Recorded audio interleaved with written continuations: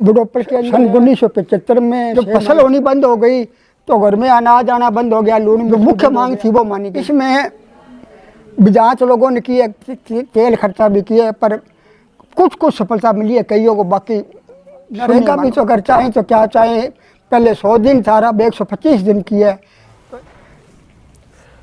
हम हनुमानगढ़ के जाखड़ावाली के बाद अब 18 एसपीडी में मौजूद हैं। 18 एसपीडी में हम उस व्यक्ति के साथ मौजूद हैं जिन्होंने यहाँ पर भैरू बाबा मंदिर के अंदर करीबन 363 दिन तक एक आंदोलन लड़ा। उस आंदोलन का सिर्फ और सिर्फ उद्देश्य ये था कि जो सेमग्रस्त इलाका है उसको सरकार के सामने ध्यान आकर्षित करना और उस इलाके को बचाया जा सके। ये हमारे साथ मौजूद है, इनसे हम जानेंगे भी आखिर वो आंदोलन क्या था और इन्होंने क्या मांग की थी। प्रेम जी, जो 2013-14 में जो आपने आंदोलन लड़ा था, वो पूरा आंदोलन क्या था बताएं। वो जी बुढ़ोपल के अंदर सन 1975 में सेम आई थी।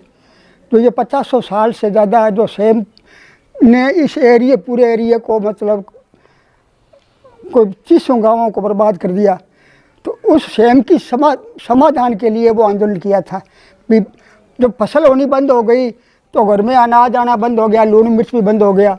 तो उस समस्या के समाधान के लिए हमने आंदोलन किया था, सरकार से कुछ वो प्राप्त करने के लिए, उसके समाधान के लिए। तो वो आंदोलन कितने समय चला आपका और क्या फिर मांगे मानी क्या आपकी? वो जी आंदोलन करीब 1 साल से कुछ दिन अधिक ही चला और हमारी मांगें कई थी, उनमें से एक मांग हमारी मानी गई। जो मुख्य मांग थी वो मानी गई। उस मुख्य मांग के बाद कुछ फ़ायदा हुआ? अब फिर से नुकसान है? हाँ जी, करीब 90% उसमें फ़ायदा हुआ। पर वो दोबारा किया है कि यहाँ समस्या कोई पाइपलाइन की, कोई पानी नहीं उठाने की, या कोई और इस शेम नाले की स्ट्रीट सफाई नहीं करने की, ऐसी समस्याओं की वजह से क्या हुआ कि वो पानी वापस ऊपर दिखाई देने लगा, वाटर लॉकिंग हो गया। अब फिर से लगभग कितनी फसलें चौपट है यहाँ पे? तकरीबन मेरे हिसाब में सभी मानो जी, अगर किसी उग भी गई, बाहर निकली फसल तो वो बाद में ख़त्म हो गई।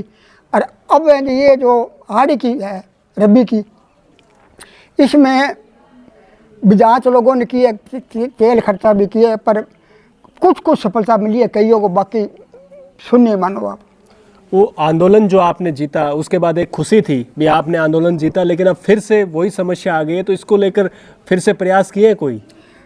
आंदोलन जो जीता उसमें खुशी थी। हमने सरकार को, केंद्र सरकार और राज्य सरकार दोनों को धन्यवाद भी दिया था भी हमारी समस्या का समाधान किया है। पर वो समाधान है, वो खुशी हमारी कुछ ही क्षणों में ख़त्म हो गई, क्योंकि दोबारा ये समस्या पैदा हुई और फिर सुनवाई कम हुई तो सही, पर कम हुई सुनवाई। अब आपके रोजगार का साधन क्या है? फसलें तो चौपट है, आपके खेत में बुआई नहीं हो रही, तो अब रोजगार के लिए यहाँ के लोग क्या करते हैं? नरेगा जाते हैं या मजदूरी करते हैं, क्या है? नरेगा भी तो अगर चाहें तो क्या चाहें, पहले 100 दिन था, अब 125 दिन की है। तो 125 दिन में क्या बच्चे खाएंगे, क्या धन पशु खाएगा, क्या इधर उधर जो खर्चा होता है वो पूरा होगा। परिवार में कितने सदस्य हैं प्रेम जी आपके? 5 है जी। पांचों क्या करते हैं? पांचों जी खेती बाड़ी मानो, इधर उधर कोई ठेके पे, कोई हिस्से पे, या मजदूरी, यही सब है अपना। तो आप क्या करते हैं? अभी उम्र कितनी होगी आपकी? उम्र 80। अब आप क्या काम करते हैं अभी, या घर पे ही रहते हैं? मैं घर पे ही रहता हूँ। वैसे काम तो खेत में भी अगर कहीं है तो थोड़ा बहुत करते ही हैं, और क्या करें, इलाज क्या है अब।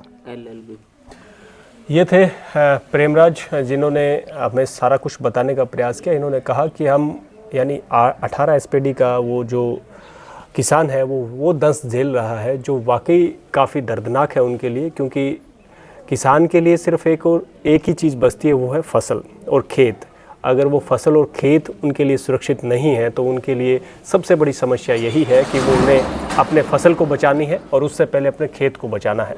सरकारें ध्यान तो देती हैं लेकिन उतना ध्यान नहीं दे पाती, जिसकी वजह से ये सारे काम हो जाए। हालांकि इन्होंने कहा कि जिस तरीके से एक बार हमारी सुनवाई हुई, कुछ फ़र्क पड़ा, 80-90% जो जगह थी किसानों की उसमें थोड़ा फ़ायदा हुआ, लेकिन अब फिर से वही समस्या दोबारा उत्पन्न हो गई है। उसका कारण इन्होंने बताया कि नेग्लिजेंस यानी लापरवाही, जो लापरवाही लगातार जिस सिस्टम को बनाया गया था उस सिस्टम को सरकार चलाने में नाकामयाब रही और उसकी वजह से आज ये 90% से ज़्यादा किसान जो है दिहाड़ी मजदूरी करने के लिए और नरेगा जाने के लिए मजबूर हो चुके हैं।